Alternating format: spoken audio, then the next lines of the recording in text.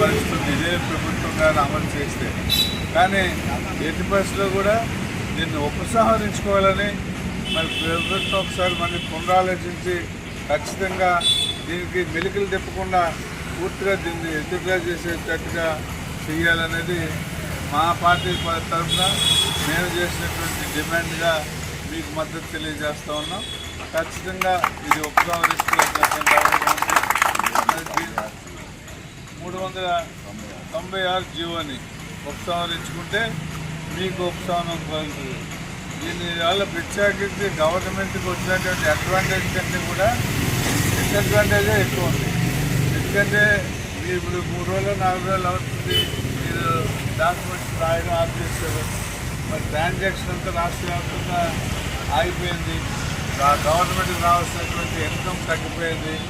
అయినా సరే income తగ్గిపోయినా government రాలేకపోయినా మీకు ఇబ్బంది పెట్టాలన్నటువంటి ఆలోచనలని ప్రభుత్వం దుర్మార్గమైనటువంటి ఆలోచన చేస్తుంది. స్థిరమైనటువంటి ఆలోచన ఏది చేయడం లేదు. కాబట్టి మరి తప్పనిసరిగా 396 జీవోని ఉపసంహరించుకొని మీ అందరికీ కూడా మళ్ళీ మేలు చేయాలని మేము మా పార్టీ తరఫున విజ్ఞప్తి చేస్తున్నాం.